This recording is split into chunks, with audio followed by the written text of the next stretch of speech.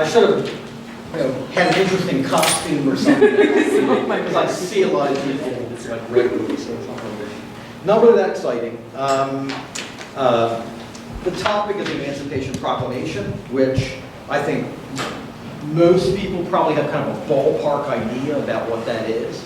But as of many things, it's more complicated than what people imagine.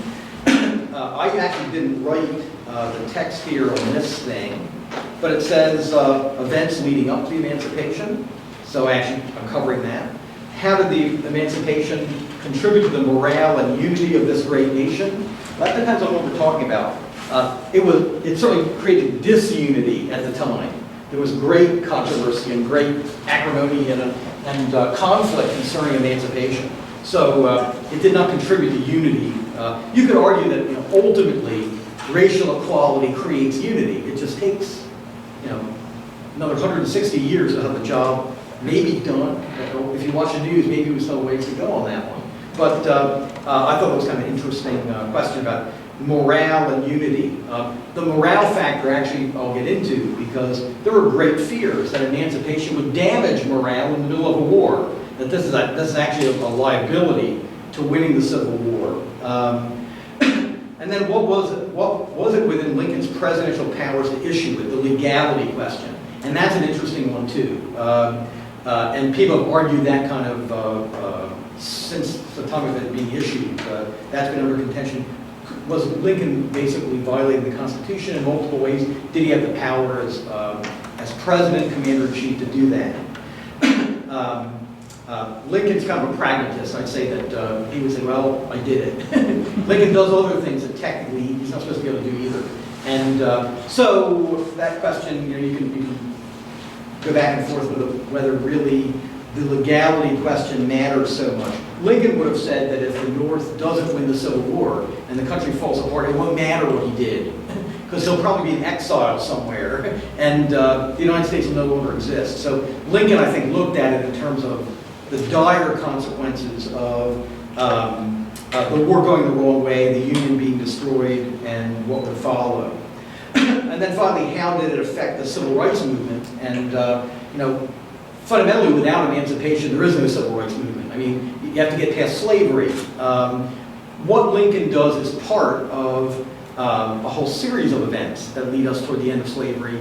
He's not the only one who's taking action. In some cases, the president is actually acting in opposition to some people who are taking actions that he thinks are ill-timed or not really thought out. Lincoln is a lawyer, and actually Lincoln argues both sides of these questions himself. And so we have contradictory documents that Lincoln himself drafted, which he seems to say the opposite positions of ultimately the one that he takes. And I think that, as a practitioner of law, Lincoln was accustomed to, arguing around all sides of a problem and then finally sort of taking a pragmatic position.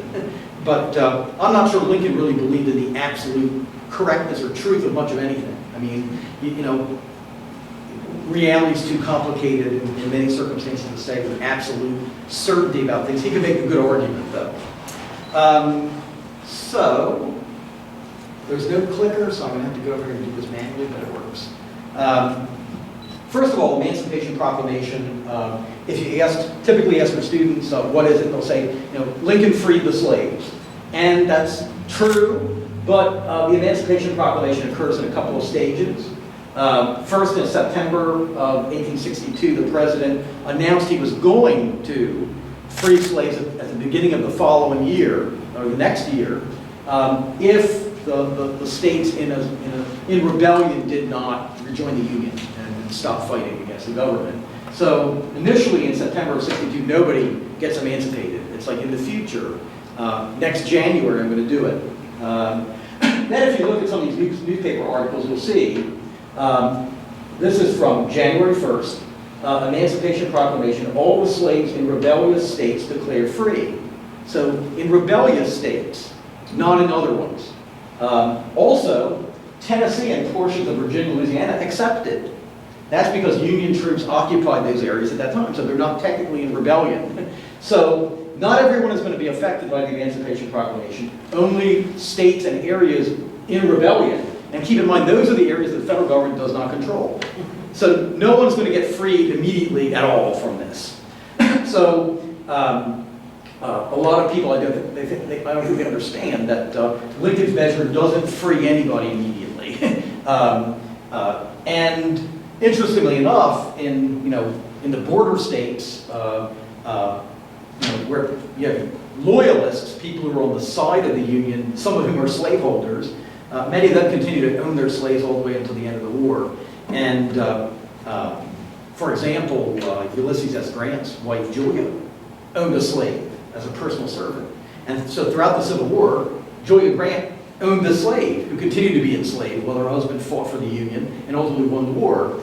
And by contrast, General Robert E. Lee of Virginia didn't believe in slavery and opposed the institution. When he inherited some slaves, I think through his wife's family, he moved to basically emancipate them or divest himself of them. And so you have this weird sort of contrast of people on the northern side who are pro-slavery, some of whom own slaves, people on the southern side who are actually anti-slavery, but for different reasons, for their affections and loyalties to their home state. They wind up fighting for the Confederacy. So all that makes the Civil War a little bit more complicated than people imagine, and more interesting too. And then of course you have the families that divide up, where some brothers are on one side and other brothers in the family are on other sides.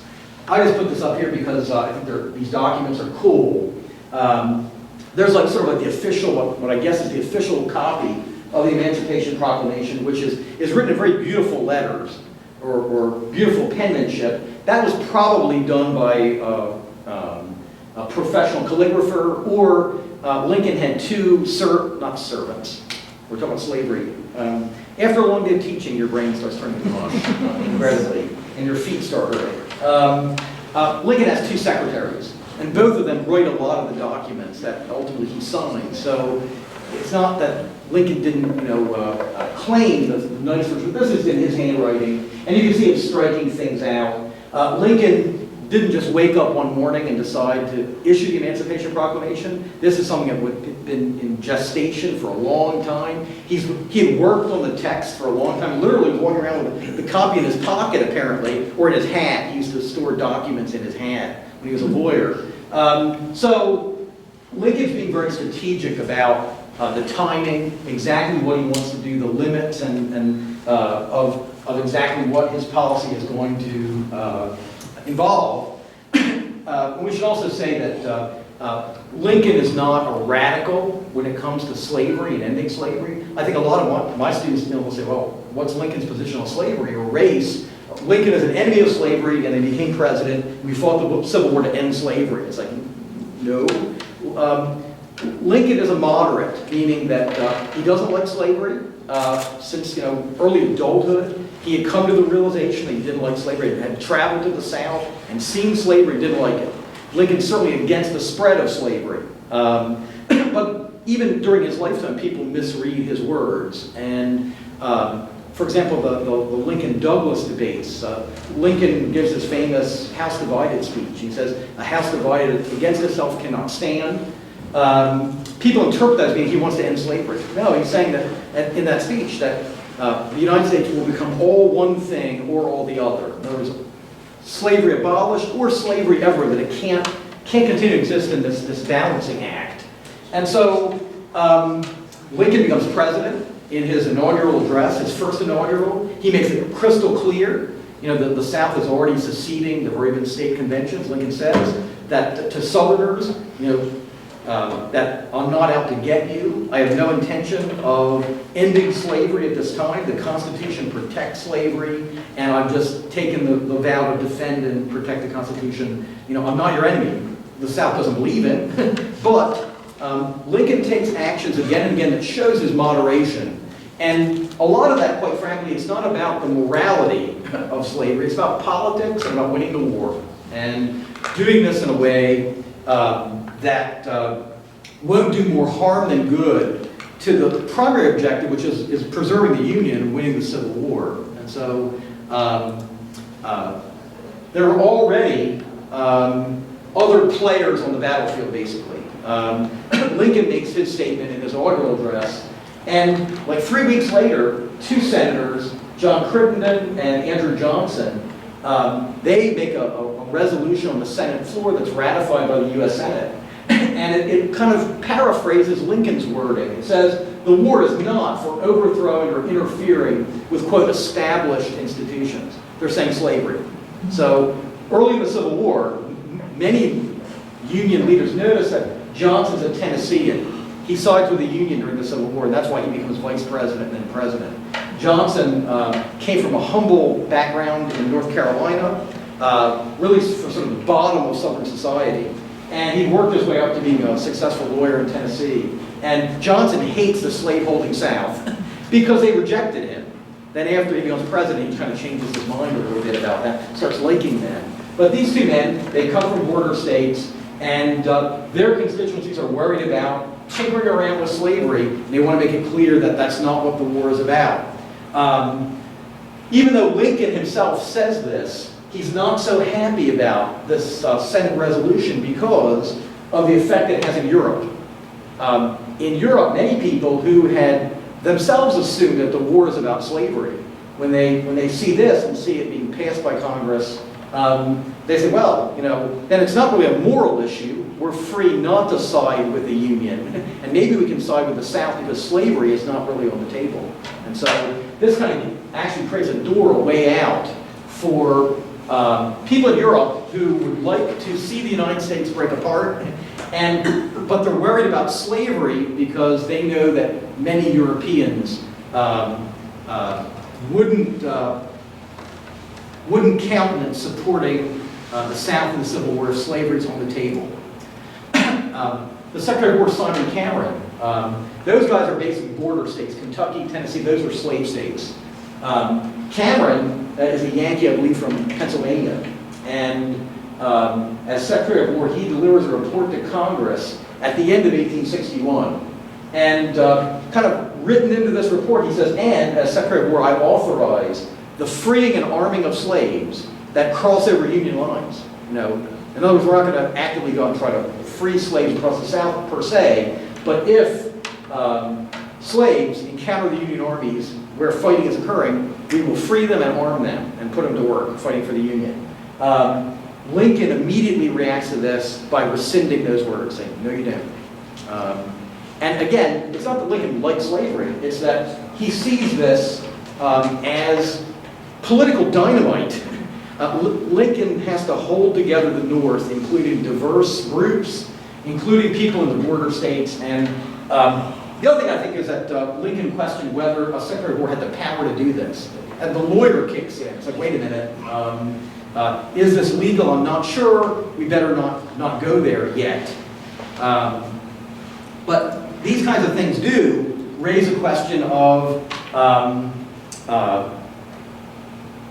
part of me wonders if Lincoln is president and he's afraid, I'm going to ultimately take action. I don't want other people stealing my thunder in a way. It's like, wait a minute, you know, I'm being deliberative and other people are running around me and trying to advance the cause of emancipation before I'm ready and before I think it's prudent. Congress passes confiscation acts, first in 1861 and then a year later. And these specify that Southern slaves can be confiscated and that the return of escaped slaves is now made illegal. In other words, there have been, I guess, some Union officers who are, in effect, pro-slavery, who said basically, if slaves escape the Union Army, I'm going to turn around and return them right back to their owners again. That we don't want these people. There's not a unified opinion among Northern commanders about what to do about slaves. Some of them are actually not at all sympathetic of the plight of these people. It's like they're in the way.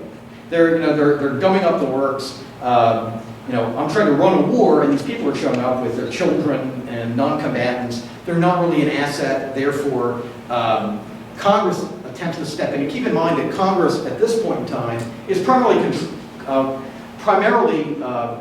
composed of Northerners, because the South, of course, is left. And so the opinion of members of Congress is going to go, I think, more and more toward supporting the end of slavery. You already have so-called radical Republicans who are there.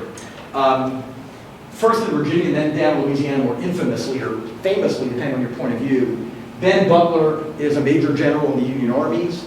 He's the man who occupies the city of New Orleans after Union gunboats run past the blockading forts, capture the city. New Orleans is the biggest port in the South. It's a major blow to the Confederacy when it falls.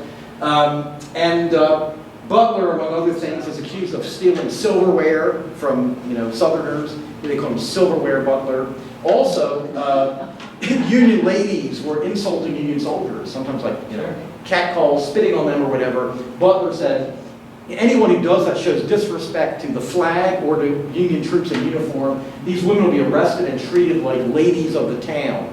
So he's very unpopular. He ultimately leaves the military and goes back to Massachusetts and serves in the United States Senate. He's a member of Congress. And he's a so-called radical Republican. So he's someone who believes slavery is evil, needs to be abolished right now. And so when he arrives in New Orleans in southern Louisiana, he simply begins freeing slaves as so-called contraband of war. He says that their property, right? Well, I'm seizing bales of cotton, I'm seizing other property. If it's just property, like you say in the South, then this is a valuable property being used for the Southern cause. I'm seizing it. And this creates consternation, not just in the South, but back north. They feel like, wait a minute, is this legal for a general to do this? Generally, Lincoln, as commander-in-chief at this point in time, frowns upon this. It's like, cut it out.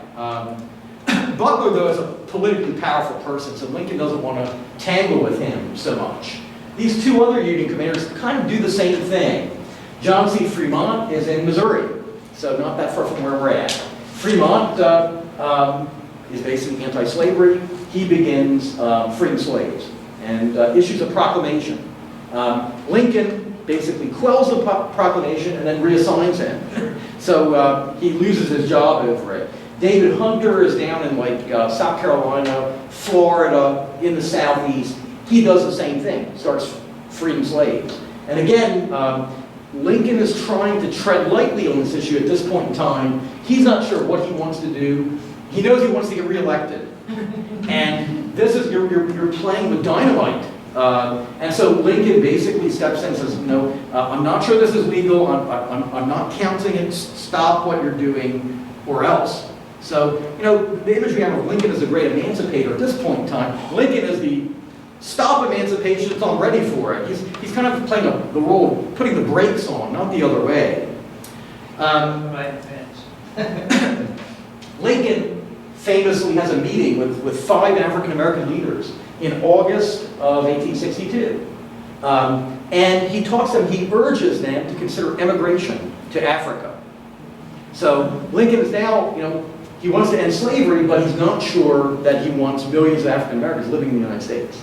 And many of his, many people across the United States, many white Americans are sort of in the same place at that point in time. So Lincoln has this chat. He's like, you ever think about leaving North America?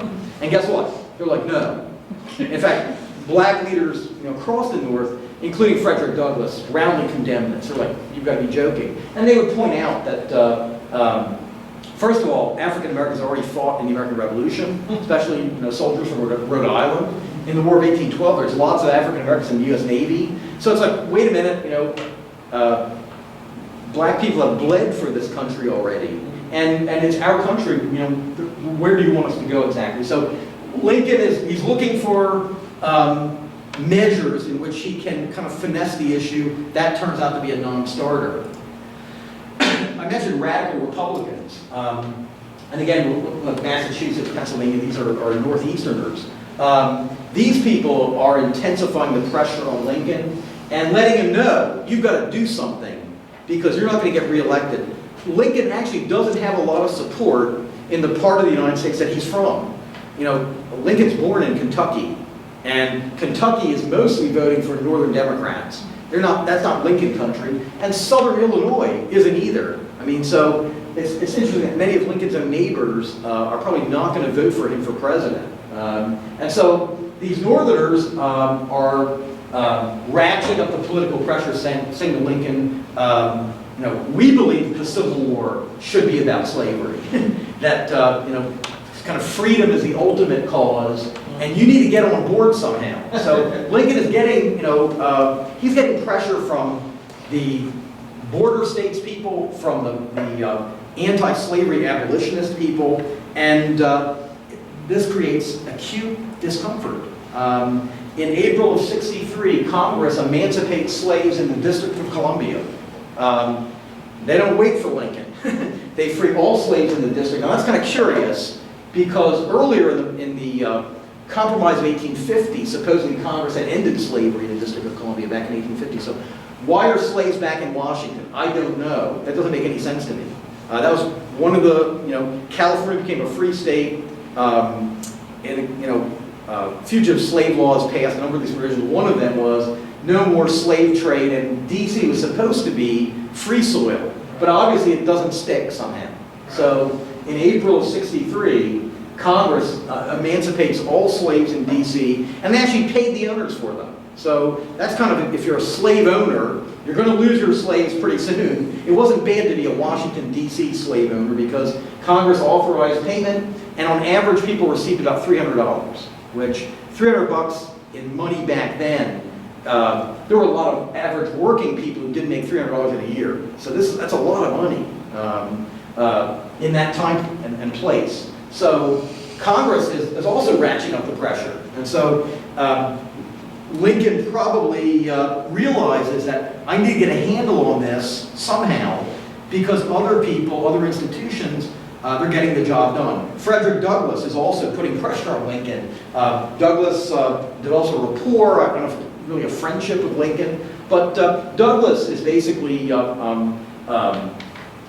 putting the pressure on Lincoln and telling him that that the end of slavery is inevitable, and that you're a good politician, you need to get in front of this thing, or you're going to be on the wrong side of history. And I think Lincoln ultimately realizes that politically this is very risky, it's dangerous, it could backfire on me, but if I can figure a way to move the country toward ending slavery, as Lincoln himself put it, this will be like the one thing that I'm remembered for.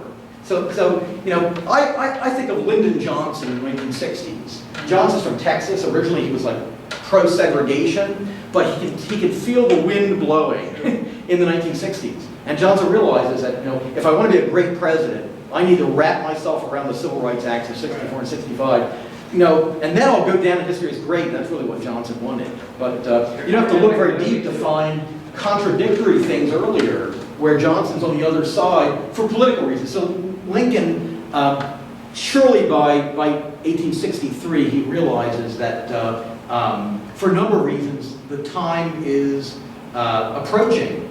I mentioned border states. You can see here in yellow. These are all slave states: Missouri and Kentucky, the western counties of Virginia become West Virginia, and then Maryland and Delaware. And so Lincoln, at one point in time, people talked about, at the beginning of the Civil War, winning the war, and so people talked about having God on his side, and Lincoln said, I'd like to have God on my side in the Civil War, but I have to have Kentucky. This is vital. And so the border states always create this kind of tap dance of don't offend them. If you make the wrong move, you could have, in all of those states, men are already fighting for the South. There are regiments from Kentucky, from Missouri, from Maryland, from Delaware in the Confederate armies. And so, sort of the manpower flow is affected by people's political feelings and what's going on. And so Lincoln probably would like to slow down the number of people from the border states that are actively supporting the South, and maybe turn some of them around and put them in blue uniforms. And so, again, that makes for a ticklish issue, is the position of those border regions. In the North, you have pro-Southerners who are referred to as Copperheads. This is a poster attacking Lincoln as a king, Africanus I. So there's a healthy dose of white supremacy and racism mixed in. And ordinary Northerners, including Lincoln himself, I think, sort of take for granted that Caucasians, that white people are superior to black people. Lincoln, toward the end of his life, he had come a long distance in his views about race.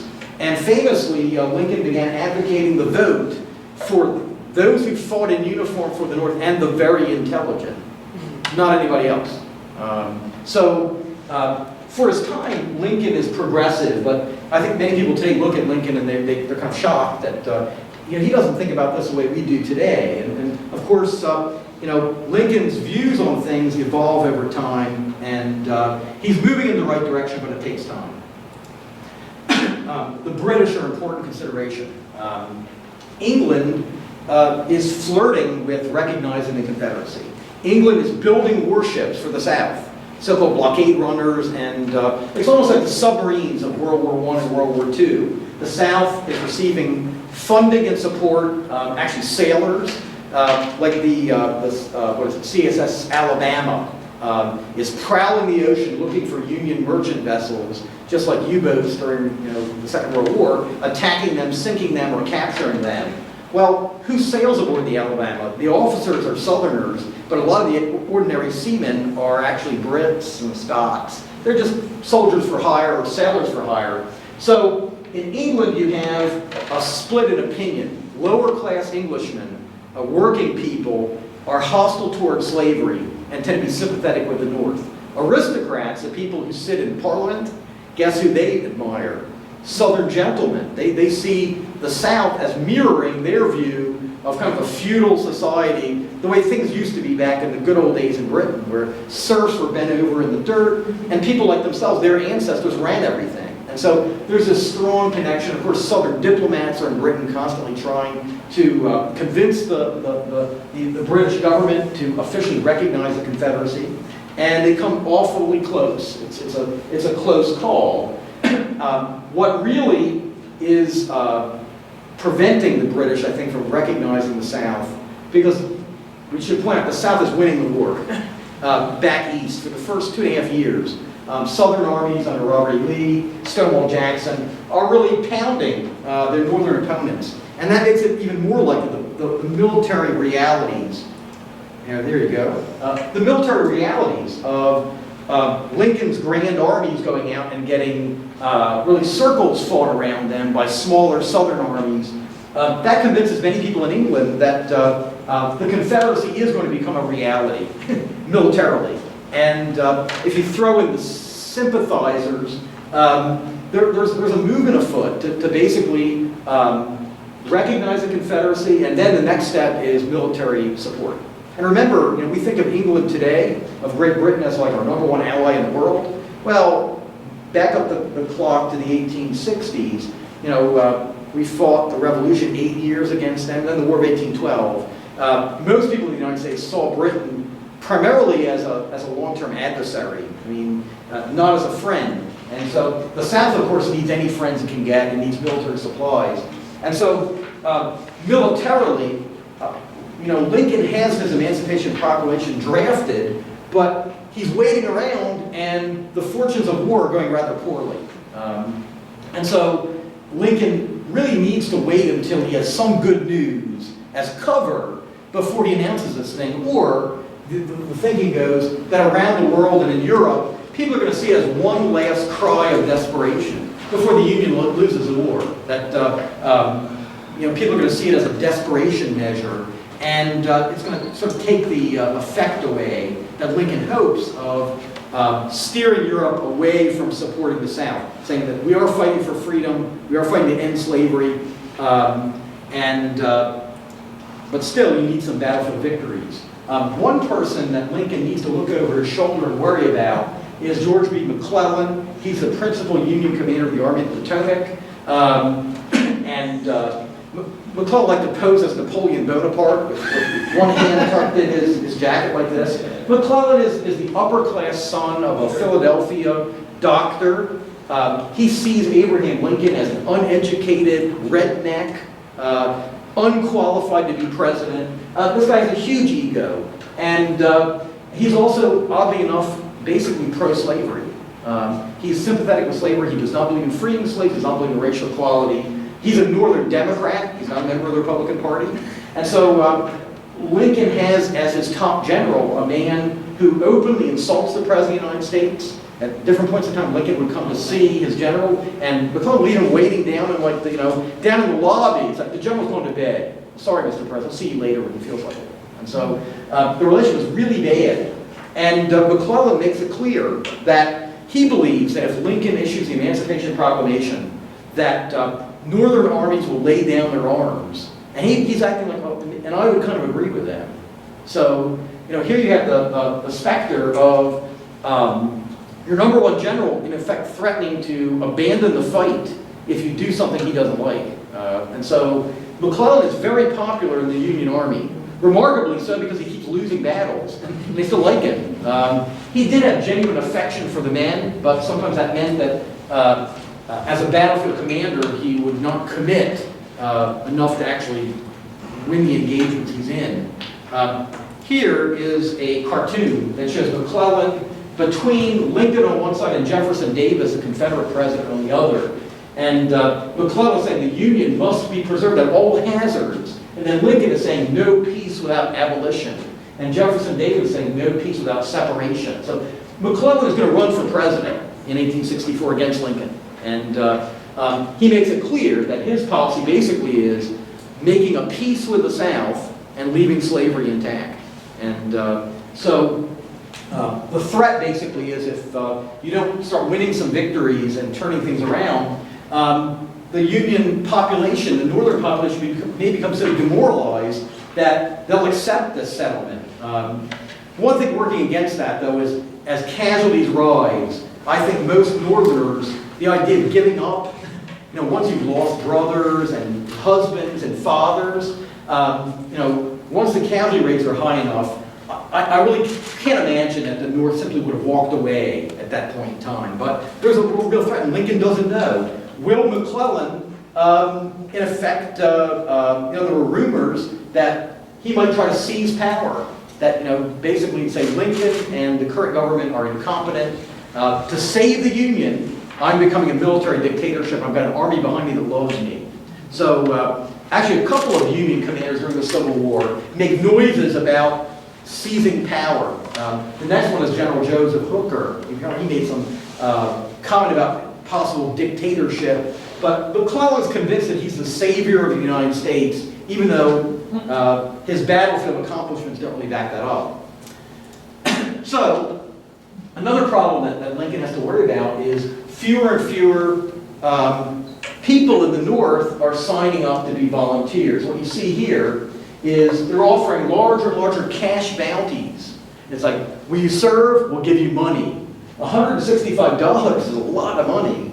And this number keeps going up. They're married men, 366 to sign up and fight. And fewer people are doing that. Why do you think that is? Why are fewer and fewer people by 1863, 64 volunteering? Yeah, you pick up a newspaper and you page to the New York Times will run a column that ran right down through page 1 and page 3, and it's names, units, and where you were shot. Like, Lieutenant Joe Smith, 5th Massachusetts Infantry, head. And then, the next one. And then not only people read about it in the newspaper, the train pulls into the station in your hometown. And here's maybe someone you went to school with, he's a year or two older than you, and you were thinking about volunteering, he gets off the train, he's missing his leg from here down. Or worse than that, they begin developing prosthetic devices in the Civil War because people have their jaws shot off, or part of their face is gone, their nose is gone, you just have a hole in the middle of your face, and small children scream and run away when they see you. You can't go out in public. And so the more that people see the real cost of the Civil War in human terms, the fewer people are going to agree to go and fight. And they find out from their older brothers or friends from back home that, that much of the war involves eating really bad food and sickness from disease. Some units lose more men from cholera than they do from enemy bullets. And so the glamour of the Civil War is worn off. And so Lincoln has to worry if an unknown number of Northerners are pro-slavery or at least don't want emancipation, that this could hurt recruitment just at the time we're maybe about to lose the war. And I need replacements, and this political move, policy move, could actually undo the war effort. On the other hand, though, I've got these in reverse. Battle of Antietam in Maryland. This is the first invasion of the North by Robert E. Lee's Army of Northern Virginia. It's kind of a half Northern victory, you might say. McClellan has a lot larger army than Lee does, but he's afraid to use it. McClellan's not up at the front commanding where he should be. He's back in the rear getting messages from his officers. And many people describe the Battle of Antietam as 3 separate engagements fought side by side that are not coordinated. And so McClellan starts by attacking on the right, then he sends in troops on the center, and then later in the afternoon he attacks on the left. And Lee is able to move the same men to face all of these threats. In other words, if you just attacked with everything, the Confederates would have crumpled. Lee only had, at the beginning of Antietam, only like 30-some thousand men. McClellan has about 100,000. So this is a case of where a much smaller Confederate army holds its own. After the first day's fighting, the Southerners have successfully repelled all of these advances, but they're holding on by their teeth, and they've suffered nearly a third of their numbers are casualties, killed or wounded. And the next day, McClellan refuses to attack. He had visited the field hospitals, and he's so shocked at the casualties. This is one of the bloodiest days in American history. There's so many of his men are all shot up that he just can't order them back into combat the next day. And Lee waits around, like, are they going to attack? I guess not. So the Southern Army retreats intact back south again. So Lincoln is livid. He thought that this was our chance to win the war. You've got the enemy with the Potomac River to his back. There's nowhere to run, and you let him get away. McClellan, of course, thinks he saved the Union. But he then refuses to move for weeks, and ultimately Lincoln fires him. He's like, he makes comments like, if you don't want to use the army, I'd like to borrow it. And eventually it's done. The Battle of Antietam, though, is finally something you could say is a victory. Lee's men are compelled to cross back over the Potomac into Virginia, and for a while the North is safe from invasion. Washington, D.C. is saved, and this is the cover with which Lincoln then can issue the Emancipation Proclamation. I talk about manpower. There's the other side of the equation, which is African Americans. And Frederick Douglass and other black leaders have been telling Lincoln, you've got all of these people who want to fight, and they're available, and you don't have to pay them a big bonus or a big reward. They're ready to sign up. And so ultimately, you have 163 black regiments, 180,000 soldiers. African Americans fight for the Union cause, and that doesn't include all the Navy. You already had African Americans in the Navy. That was always an important component of service at sea. A lot of people look at this and they say, at this time in the Civil War, without African American soldiers, that they're critical for Union victory. That certainly this was the right decision to make strategically for the North to win the war. The other thing is that after the Emancipation Proclamation is issued, there isn't mass desertions in the Union armies. People stayed. They might grumble about it. There was complaining, but white soldiers did not abandon the cause. So those fears and McClellan's predictions turned out to be wrong. And so, but there was no way for Lincoln to really know this. So that's where I think you really have to respect Lincoln as president. He's someone who really goes out, takes big risks with a lot at stake. He follows kind of his instincts. I think he tries to read the evidence, but then, when necessary, you make a plunge into the unknown. And in this case, it pays off. Union armies don't dissolve, and African American troops flow in.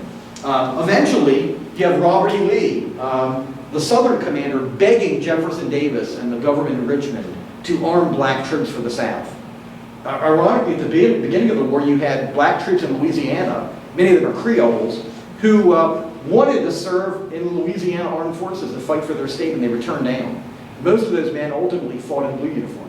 And so, at the end of the war, really with the Confederacy wrecked, Jefferson Davis finally approved of black troops to fight for the South, but by then the war was over with.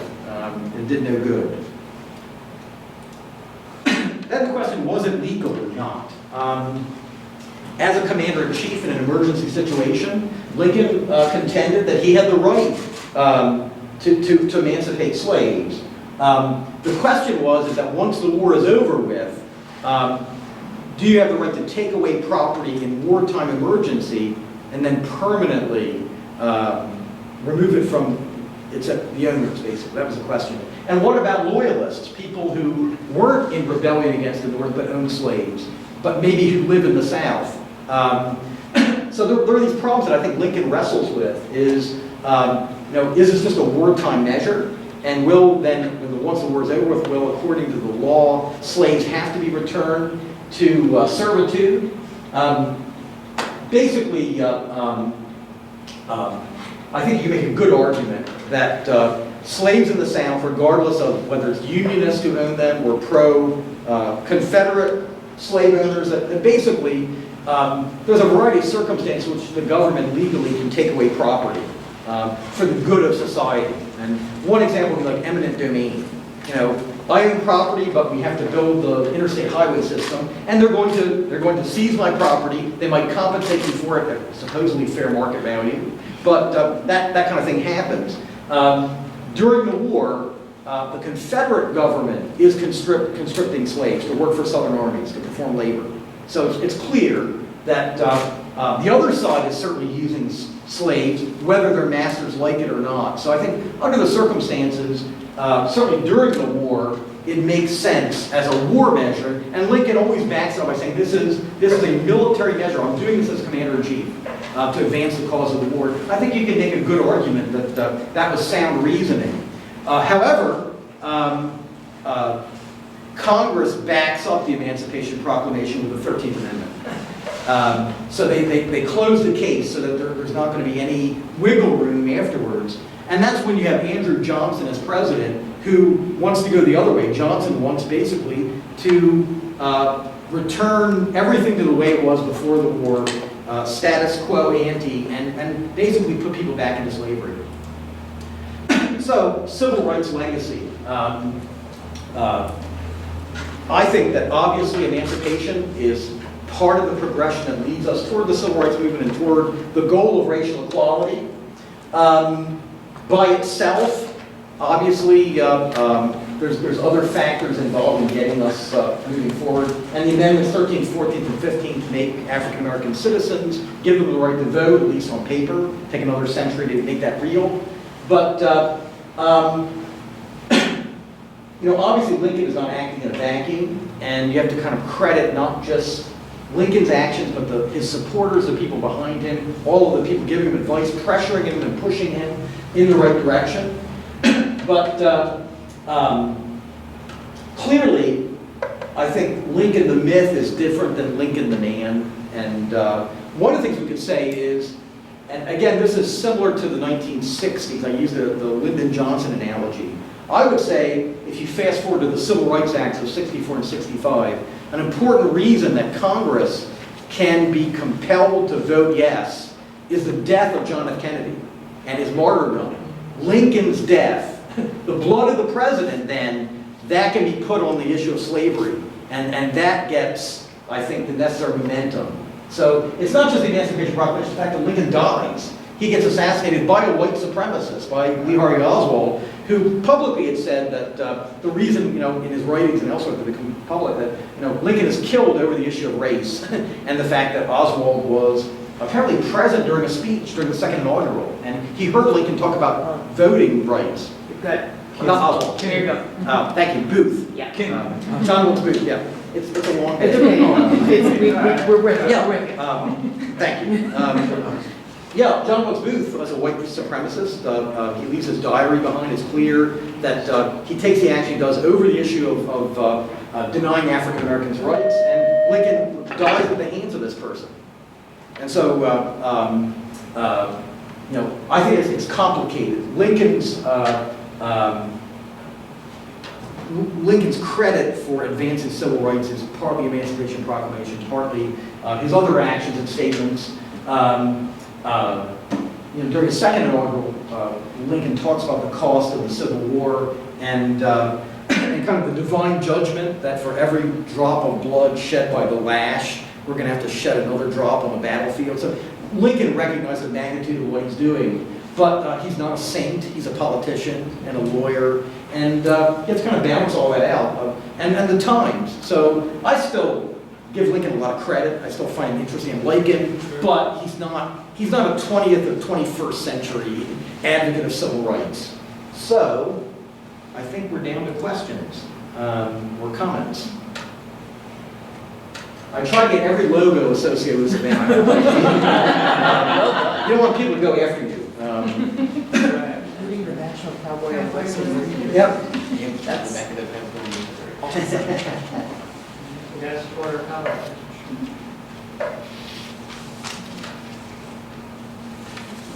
Come on. Throw something at me. I think we're good.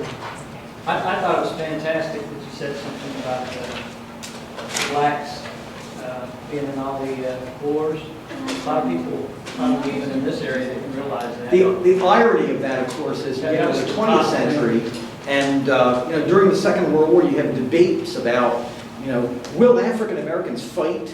And the same thing during World War I. It's like, look at your history. It's like, Native Americans or African Americans fight in all the wars up through the Civil War. They also fight in the Spanish American War. They fight in Indian Wars, the Buffalo Soldiers, World War I, World War II, Korea. So that's true, and it's kind of exasperating how people can debate those things when we forget certain things. How was the proclamation received in Kansas? Well, Kansas is split. Officially, Kansas, the government that prevails here is a free soil, folks. I think many of the most determined pro-slavery people are already voted down the state, many of them. They're probably fighting for Quantrell or whatever, so probably well in places like Lawrence, but maybe less well in other parts of the state. If you get out maps and look at settlement patterns, you can almost predict probably. Kansas is a complicated place, and so I would say that probably maybe areas of Kansas that were settled by certainly Southerners or people maybe from the border states. Those places probably were less enthusiastic. Yeah, it's a very interesting contrast for me because my hometown in Connecticut was a foundry town and a mill town at the time, and a stop on the Underground Railroad. And when the proclamation came out, all the church bells got rung and all the cannons got fired off. And at the 150th anniversary, they had a new bill passed to, remember that. But it's a foundry town. They were selling the arms that were going to the battlefields. Yay, more fighting! But less than 100 miles away in New York City, Exactly. You have the Irish rioting. Yes. Against, and in terms of a race riot. Yes. And they burn a black orphanage. Yes. And so, then again, you have pockets of anti-unionist sympathy in the north. In the south, you've got large pockets of pro-unionist territory down south. And so the country is a mess in that period anyway. And then you have the regions that aren't on either side. So like in the Ozarks, where they're not really friendly toward the Union or the Confederacy in some of those counties. Yeah. But I was going to speak up because I'm from a military town. Warner Robins is a big change. Just since I was a little kid, 63, I remember seeing an 8-year-old kid, I guess that's why it's always been that way, because I'm half Maltese color. He's sitting there crying while he's just a first grader, he's watching Kennedy on TV. He's just all broke up about it because he's waiting for Mom to come and pick him up at the... You meant the assassination. Right, assassination of Kennedy. So it's just something I like to interject there. It's always kept me non-racial as much as possible. Kansas, though, what part of Kansas? I don't know how much was as settled. How Western Kansas almost, like today.